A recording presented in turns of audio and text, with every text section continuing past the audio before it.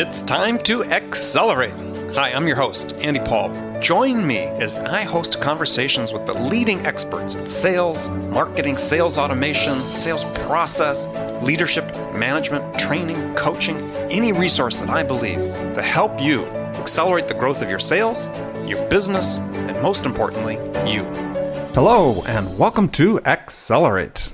I'm excited to talk with my guest today. Joining me is Gene Hammett, founder of Leaders in the Trenches, helping business owners define their market, lead their market, and own their market. Now, that sounds like a simple task, define, lead, and own a market, but obviously it's not. So we're going to talk with Gene today about the steps involved and focus on one additional leadership skill that's really essential for owners, managers, and sales reps alike to really master in order to be perceived as leaders, and most importantly, to be followed as leaders need to be. So, Gene, welcome to the show. Awesome to be here, Andy. So take a minute, introduce yourself, please. Well, I am Gene Hammett. My friends call me Gene the Dancing Machine. Is there a reason why they call you the Dancing Machine? Well, it kind of started from in high school. They would call me that because it rhymed, I think. Okay, not because you were literally a dancing machine. Because some of my friends call me Gene the Sex Machine, and let's just be honest. In high school, I wasn't having sex. I was a little bit of a nerd. So, but the Dancing Machine kind of stuck for a long time, and I wasn't really a dancer. I think about 2000. No, I was probably 25 years old. So I was about 1995, 96.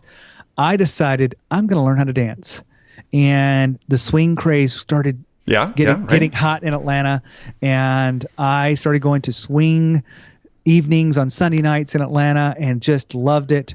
I threw myself into it, and for about 3 years, I learned everything I could. In fact, it became the only way I could actually pick up a woman. And I actually picked my wife up that way. So now, would she like it if you told her you picked her up as opposed to meeting? I mean, No, I basically I describe it like this, Andy. I always looking for an opening line in sales or in any kind of thing. I'm looking for an opening strategy. My opening strategy was, would you like to dance? So nothing easier at that point. So you really then did become Gene the Dancing Machine. I did. I got paid for it. I actually would me and my partner, girlfriend at the time, not my wife, my girlfriend back in the day, would get asked to come to different charity events, and we would do exhibition dancing. Wow. Very acrobatic, very much a lot of fun, a lot of sweat, but that was the olden days. My wife, we only dance now at weddings, and not often enough. Well, since you guys will have to, you're not that old, you guys have to reinvigorate the whole dancing machine thing. Absolutely. So that's a lot of. I've never done that much, just kind of banter back and forth about all the personal stuff. So, well, hey. Welcome to the new age in our show here. We're interested in the story behind the person, not just what you can tell us about what you know. So what was your impetus then to start Leaders in the Trenches? Give us a little bit of your business journey there. I'm going to relate it to what we just talked about. I have this history of stepping into something and really learning what does it take to be a master in this area. So taking my dancing into starting to do contest, getting asked to, actually getting paid. So I call myself semi-professional, although it only happened like a dozen times, and I didn't get much money, but I was paid. I was really seen as an expert, and I saw that in other places in my life. And so Leaders in the Trenches is people that are starting businesses, not getting the traction they want. They're inside the business way too much, and they're not, they're a little bit frustrated. So I wanted to create all these interviews with people. How did you break free from this? Now, one of the things that came out of this, which I knew was a big struggle, was people not really understanding who their audience was. So they didn't know who they served. And so a lot of the conversation, I feel like I've interviewed more people that have written books on niching and that part, that's a niche right there, than anyone in the business. Right. And I help people figure that out as part of that journey to getting out of the trenches. All right. Well, so we talked about, we're going to start with the define, lead, own. So defining your niche. I was just reading a book called From Impossible to Inevitable, written by Aaron Ross, a follow-up to his book Predictable Revenue, which the key point is that in order to really effectively build a repeatable, predictable revenue model is you need to be able to, what he called, nail the niche, right? Really understand who your customer is very tightly. So it seems like one of the big challenges for entrepreneurs and small business owners is to make that decision to focus, to sort of consciously give up on the idea that they can serve everybody. Yeah, it comes from fear. The fear that I've seen this, because I've worked with hundreds, if not thousands, of people on this, is I'm afraid to miss out. I'm afraid I'm going to limit myself from the opportunities that I could be serving. And in that fear, they end up playing into this. Well, how broad of a net can I throw out there? I've worked a lot with service-based businesses that are in highly competitive markets. Mm-hmm. Well, they think that I'll just do my work, I'll get my referrals, and everything will be okay. And I'm like, well, it works, but that's the slow way to grow. When you actually define your market and become an authority and decide you're going to be an authority in a segment of the market, not the whole market, and you're going to really position yourself, you're going to put out some unique content, you're going to have a great point of view, you're going to have authority in this space, whether you're creating podcasts or speaking from stages or writing books, whatever your kind of choice is, how do you get your message out there? When they see you differently, they begin to trust you. Right. So, but how do you make that choice about where that what that specialized place where you want to be is? The great the actual process. Well, yeah. I mean, there's in Joe Pulizzi's book Content Inc. I don't know if you had a chance to read that. It's he talks about finding your sweet spot is at the intersection of your knowledge and skill with your passion. So how do people do that? Somebody that's starting a business, how do you help them identify what that intersection is between those two? So I use different language. Maybe that's part of my own marketing kind of stuff. So I use a tool. It's kind of like a Venn diagram. So there's 3 circles overlapping, and what you're really good at, right? So the actual solution that you're providing, you're really good at it. Then there's another circle that talks about what do you care about. The passion word, I think, wraps up a lot of people. Not that I think passion is a very important part of business, but I actually ask my clients, let's look at the businesses and the people you want to serve that you really care about. You may not be truly passionate about that market, but do you care about the problems that they have? Mm-hmm. And the other piece to this would be, is there demand in the market? Do they want it? And once you kind of find the intersection of those 3 circles, that little sweet spot in the middle, I think that you're certainly on the right track of, if I had, one of the exercises I use with clients, and we can talk about this today, would be, if you only had 8 seats at a boardroom table, only 8 seats, who would be the people that you would like to occupy those 8 seats? And you only have a chance to give one message that is there to connect with all 8 people. Who would be the 8 people you would invite to that conversation? And it's a simple exercise, right? Mm-hmm, mm-hmm. It does get into, well, I would invite this person in because I want them to do it by name. Like, right. Literally, if you're Warren Buffett, I want Warren Buffett to sit at that table. We want Warren Buffett. Who else do you want? We will want Bill Gates. We want 3 other high net worth kind of people. I've never had anybody say those things. They have to be responsive to the same message, though, for what's the value to them. They have to be responsive to the same message. Because what I found is we all can serve large markets, but who are we best at serving? Who are we most inspired to serve? And that small exercise is meant to trigger them in such a way to saying, well, if I only had 8 seats, and my thing is, I'm going to use my business because just as an example, I would have people running IT services that are doing anywhere from $1 million to $5 million in sales. I would want the CEO of those companies, and I would put them all 8 together, and I would talk about the power of lead generation when you're an expert in the market. Okay. And because I've found that market, that message resonates with people that are in IT service kind of business. They want to generate more leads, and they typically want to be seen as that expert or thought leader. Yeah, and I think and I love what you do with that exercise. And I think, taking it perhaps another direction, but one that maybe people are familiar with too, is, you actually are, I like the fact you make them name it by name, it's really important when you define your market is you have an image of what that person looks like, who they are, what they, their age, their demographic information. You're creating that persona. You want to have that target in mind. I mean, if it's Warren Buffett's face, it's Warren Buffett. But I mean, I think people sort of overlook the fact that you really need to visualize and make as tangible as possible the target that you're trying to address. Because here's what the other side looks like. I'll take anybody who needs what I have.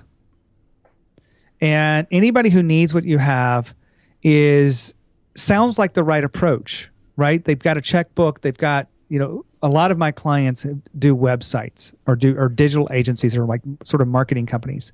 So everyone needs what they have. But when we really figure out if they're doing a boardroom exercise, and that's what I kind of call that little 8-person in a room, mm-hmm. Then they go, it ends up being, well, I really work well with speakers. So what if I put 8 speakers in the room and I could give them a message on getting more speaking gigs with the right website?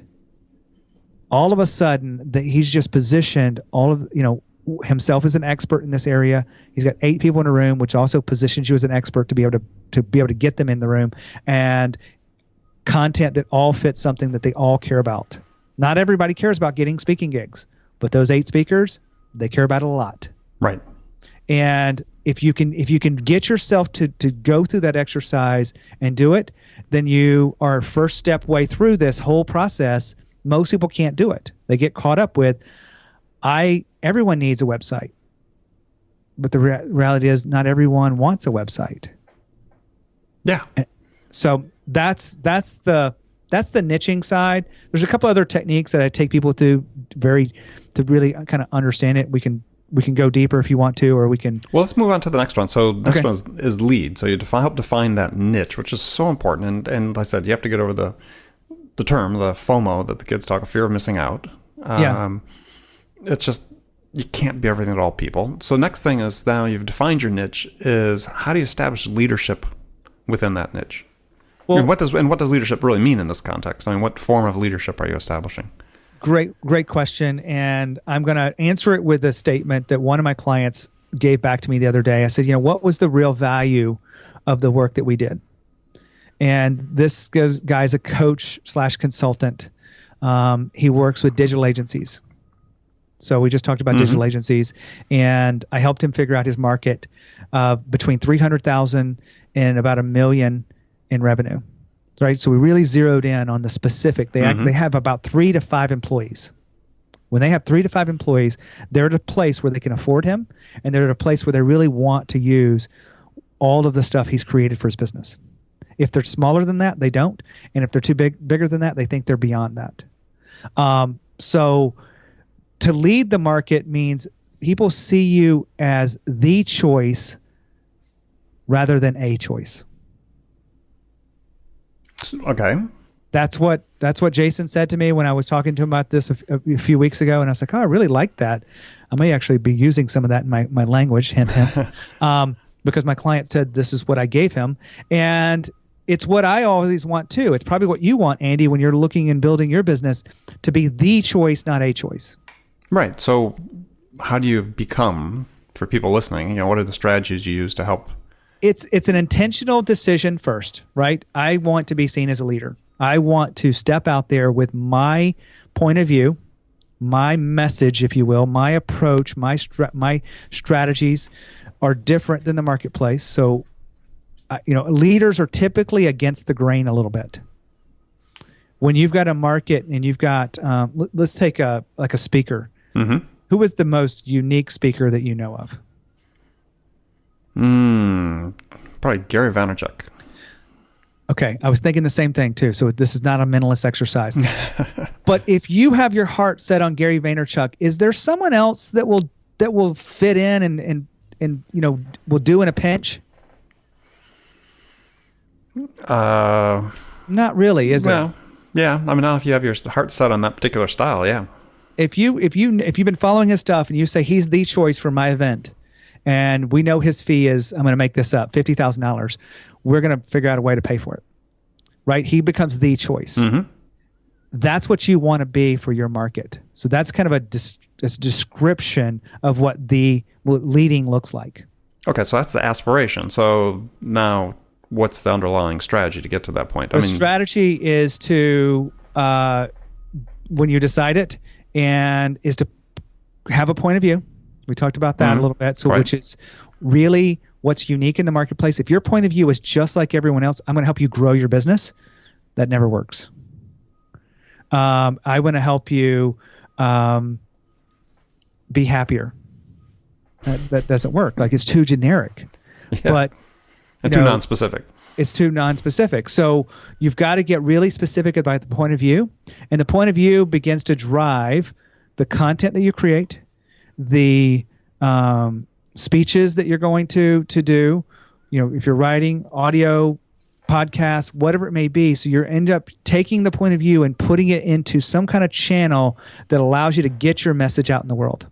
Right. I think that's really the important point I was driving at is for the entrepreneurs listening and small business owners listening, is that you're going to have to start putting part of yourself out there in terms of content and educational material and value that you're going to provide to your potential customers, to start educating them about their issues, their concerns, and the potential solutions that exist for it. The best example I can give you in this is I was looking for what I call a big boy coach a few years ago. So I'd had some small time coaches, and I was like, you know what? I'm looking for the coach that's really going to take me to the next level. Now, when I started to have some conversations and talk to my friends about who they were using and who was the right person in the market, a few names came up. So what did I do? I Googled them. I went to their online profile and I looked at what they were doing, and most of them had books. So what did I do? Pick up their book. Very, very low investment, right? Mm-hmm. The 6 hours to read the book is a bigger investment than the $20 it cost me. Right. But then I realized one of them had a podcast, and I was running a lot at the time. And so I put the podcast on my ears, and I remember hearing the voice, and I would go through, and I just really resonated with it. So it helped me make the decision that he was the leader that I needed. I was able to, without talking to anyone, without doing anything, because of the content he created, resonated with me, that I was going to go, all right, I'm going to take the next step. I'm going to raise my hand and say, let's talk about this. So that's an example of having content that positions you before the sale as the leader. It wasn't meant for everybody in the marketplace. He doesn't coach everybody, but he coaches a lot of coaches. Very interesting. So that's an example within my own life. And then I help people do that before. I talked to I told you about Jason, one of my clients. He works with digital agencies with 3 to 5 people as employees. And he's got a podcast. He speaks at different events. In the events he goes to, here's a giant tip. Once you've zeroed this in from a leadership standpoint, you are able to identify different technologies that you use. So in this case, a lot of his clients use a tool called HubSpot or Infusionsoft. So those are 2 main marketing automation tools, right? That they use. Yep. And so he got a chance to speak at both of those last year. Do you think that was profitable for his business as a leadership, leading his market and speaking to a room of 80 people instead of 8 ideal clients? Mm-hmm. Yeah. Well, the result behind it was huge. Like, he did over $50,000 in new business from each one of those events. Yeah, and I think a perfect example too is because people don't think about this, thought leadership and blogging and so on. They, for a lot of small businesses, they hear it and they put their hands over their ears because they don't want to hear it anymore. But it can be such a transformational step for people. And I always think about Marcus Sheridan, who has built quite a following online with his sales and marketing advice, and his business started, he was installing in-the-ground pools. And when the market went south in 2008, and the economy went south, he came up with a strategy for how does he educate people about not just his business, but educate people about their problems that they're trying to solve. And through that, became built a huge following, built a pretty substantial business in his core business, which was pools, just by talking about pools, not talking about his pools, but talking about pools in general. Yeah. It's an amazing kind of transformation in your business when you truly do decide to be a leader and you step into that leadership role. So a lot of that behind there is there's a lot of internal battles that people have with being a leader and putting out content, and they think it's narrow enough, or they think it's clear enough, or they think it's specific enough, and usually it's not. If you're not getting the leads you want in your business right now, it's probably because you haven't clearly identified the people you want to serve and the problems at which they have. And the solutions that you're offering. The solutions won't resonate if they don't identify absolutely with the problems first. Exactly. And those things are the core to you having that point of view. Like the solutions becomes that point of view, like the way you get there. Mm-hmm. One of my point of views is live is better than online. So for me, I built my business around speaking to small groups in events that I hold, like 8 people. Mm-hmm. One reason why I talk about the boardroom exercise, because I truly do believe this. And the other one is by speaking on larger stages, live. That is a way to build the authority in your business. And that's my point of view. Like if you want to be a leader, then live is much better than online. Okay. Well, we're going to take a short break. When we come back, we're going to continue talking about this subject, about defining, leading, and owning your market as a small business owner with my guest, Gene Hammett. We'll be right back. Hi, this is Andy. Connect and Sell is used by sales reps at nearly 1,000 companies, including hundreds of technology startups and several Fortune 500 companies, to overcome the challenges of getting prospects on the phone. Companies using Connect and Sell grow their revenues faster by enabling their sales reps to have more sales conversations in 90 minutes than they could otherwise achieve in an entire week. Connect and Sell can be deployed directly to your sales reps, or you can take advantage of their outbound on-demand service, which delivers qualified prospect meetings scheduled directly on your sales reps' calendars. Visit connectandsell.com to learn more about how Connect and Sell can start filling your pipeline today. So welcome back with my guest, Gene Hammett. We're talking about small business. We're talking about defining your market, challenges there, how to learn how to get by the fear of missing out syndrome, how to lead your market. We talked about it really in any market, any business that you're in. There's intellectual value, intellectual property that you can own and create around your point of view about the value you provide, the services you provide, the problems your customers face, that you can become the perceived expert, which transcends just your advertising campaign, your local market sphere that you think you operate in, that enable you to really build a much more consistent, predictable, successful business. And so we talked about leadership, defining leadership. So let's talk about owning your market. So what do you mean by owning your market? Owning your market is kind of the holy grail, right? It's the journey that you take when you decide, I'm going to be the only person that people think of when they think about this space. Oprah owns the market in her space. Warren Buffett owns the market in his space. Michael Jordan, to me, I know it's arguably he's not the best person basketball, but to me, in the era which I grew up, the best basketball. See, he owns the market. Yes. So I'm glad you're not a Kobe fan. Well, I am a Kobe fan, but I mean, they were really largely separate eras for the most part. They're separate eras, but even to me, Michael Jordan would take him to school every day of the week. It just speaks for itself. But that's the journey, the decision to own the market. It's not from an ego standpoint, but it's a place of service. I talked about dancing. I took my dancing as far as I could take it. Now, did I really own the market? No, because I didn't make it my career. I started doing jiu-jitsu, and I really dived into jiu-jitsu. Do I own the market there? No. But now, as I'm, in this business as a coach and as a leadership consultant and helping people define their market, lead their market, own their market, I am really stepping into this ownership area within my own life and business, and I'm helping my clients do the same thing in their markets. So it really is kind of a state of mind. It's kind of like Xerox. Like, does some people know that Xerox is actually a company, not something you do? Mm-hmm. Right? Kleenex is actually a product, not a tissue. Those are examples of owning the market. When your name becomes synonymous with the entire space, you've reached the level of ownership.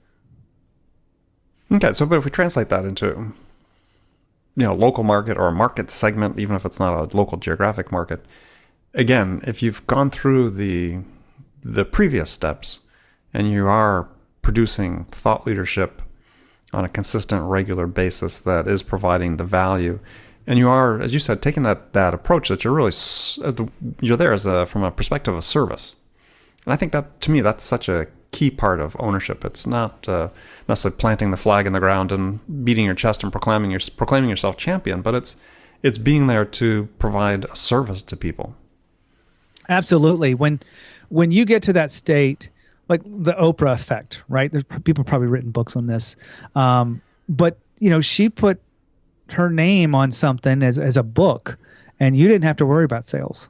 You didn't have to really worry about marketing for a little while, right? Because it would just happen.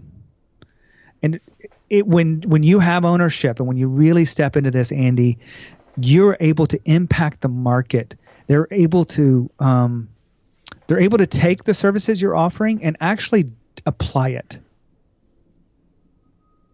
Yeah. I feel like I need to explain that a little bit. But go ahead. One of the biggest problems we have in our world right now is information overload. Mm-hmm. Like, it is such and most of it's crap. And I'm trying to clean this up, make it PG. It truly is crap. There is a lot of good stuff, but it gets lost in all of the drowning of information. There's very little wisdom. Right. There's very little specific things that will really help us move the needle. Now, content but no context, and I think that's really, to me, that's how I save it. Right. Lots of information, but there's no context. Why? Okay, you've given me this information. Why does that have value to me? And that's the step that seems to be missing. And when it's coming from someone who truly you respect, that you see have really helped others, that you feel like could really serve you, you take that information differently. Right? You take all of that information in context and you begin to take action with it. So when you own the market, you're actually engaging the people around you to actually follow you in a much different way than any of the levels before. Mm-hmm. And that's the holy grail. Like, is it ever attainable? Very few people get there, but the journey to becoming that space. I mean, I think Gary Vaynerchuk is beginning to be that way in the speaking market. And he's picking up the shoes from maybe someone like Tony Robbins. Like, Tony Robbins is not out as much as he used to be.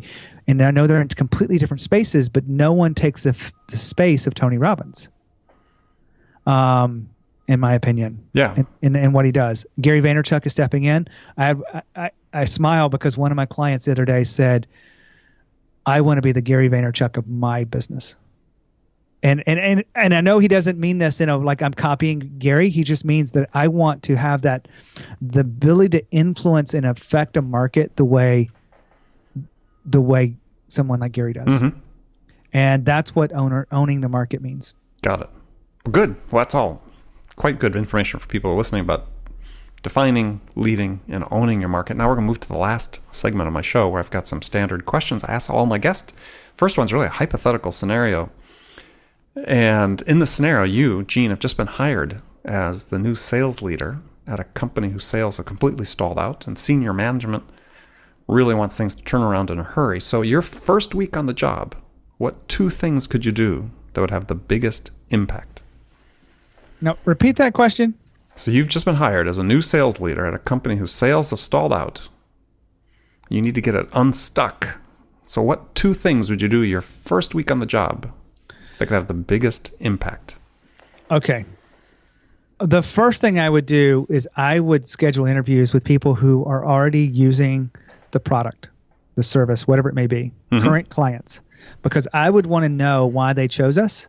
and I would want to know what are the differentiated factors that they saw in the market for us. It's not enough for my marketing team to tell me what they are. I want to actually hear it from the people who wrote checks and continue to be happy customers. The second thing I would do is I would go to people in the last year that we lost business to. Like they didn't choose us for whatever reason. They would go to people and figure out why they chose to do nothing, which is probably the most likely scenario in our businesses, or why they chose someone else. Those two things is my way of understanding not only the people that we serve, but understanding our own positioning. And they give me the research, they give me the foundation for me to decide and make better strategic decisions about what we should do next, what's been missing, what we should do more of, and all of the things that allow us to make the right decisions moving forward. Excellent. Okay, good. I like the answer. So now I have some rapid fire questions for you, as you can give me one-word answers if you wish, or you can elaborate. So the first one is, when you're out selling your services, what's your most powerful sales asset? I really like to listen. What I find when I learned coaching, that when I listen for what's not being said, I was able to be a better salesperson. Okay. So who's your sales role model? That's a tough one. My sales role model. I've had a lot of great people on the show, but I guess one name that really sticks out more than anything else is Michael Port. Okay. Wrote Book Yourself Solid, Yep. and I love the way he sees the world, and I love his service and personality, and he's been on my show 3 times, so I think he's a fantastic sales role model. Excellent. What's the one book every entrepreneur should read? I would say my book, but it really is not out yet. I've used this before, and probably it's been said, Start With Why by Simon Sinek. Okay, it's a great book. Yep. Tough question here. What music's on your playlist right now? On my playlist, I really like kind of what is the name of the band? I'm drawing a blank. I'm pulling up my phone, which I don't do, and I'll vamp over the empty air. Yeah, dance with this for a second. Andy Dancing Machine. And it's not coming up. It's not Kelly Clarkson. I'm drawing a blank on this. I don't listen to that much music. I'll be honest with you. Okay, I listen all right. to a lot of podcasts. So if I said the playlist on my podcast, I would say Mixergy with Andrew Warner. Okay. Last question for you. What's the first sales activity you do every day? I look at my schedule. I look at who is on my schedule, and I begin to think about all of the ways that I can serve them. So I'm thinking about it all day long. As soon as I wake up, usually I'm thinking about all the 3 or 4 people that I'm talking that day. And that's not prospecting. So the prospecting is a different answer. Got it. All right. Well, I want to thank you for joining me. My guest today has been Gene Hammett. And Gene, tell folks how they can find out more about you. Since this is a sales show, I'm going to just say this. I've got a free gift. Can I offer that to your audience? Sure. So recently, I am not afraid of sales, but I have been avoiding it. It's been on my schedule, and I haven't been doing it. So I did what's called a 100-call challenge. And you can get the tools I use for that and some little insights about how I structure that if you go to leadersinthetrenches.com/100call, which is like 100 CALL. And it really was something that activated me to get more speaking gigs, to get to connect with my ideal clients and people I need to follow up with. And then I had a small event last week. So I did that recently, and I did 100 conversations inside of 2 weeks. And that's a challenge if you've never done anything like that, to push you beyond the barrier. I ended up getting 3 speaking gigs, and I got 2 new clients out of it. Excellent. Good work. Well, I recommend that people come to the show notes page, or we'll have that information there, and as well, as Gene just mentioned, if you want to go straight to it now, sounds like a great tool, and getting activated in sales, especially for entrepreneurs, is really important. So again, Gene, thank you for being on the show today. It's been my pleasure. And remember, friends, make it a part of your day every day to deliberately learn something new to help you accelerate your success. And one easy way to do that is to make sure that Accelerate, this show, is a part of your daily routine, whether you're listening first thing in the morning on your commute or in the gym, or maybe make it part of your morning sales huddle at work. But then you'll make sure you don't miss any of my conversations with top business experts like my guest today, Gene Hammett, who shared his expertise about how to accelerate the growth of your business. So thanks for joining us. Until next time, this is Andy Paul. Good selling, everyone. Thanks for listening to the show. If you like what you heard and want to make sure you don't miss any upcoming episodes, please subscribe to this podcast on iTunes or Stitcher.com. For more information about today's guest, visit my website at andypaul.com.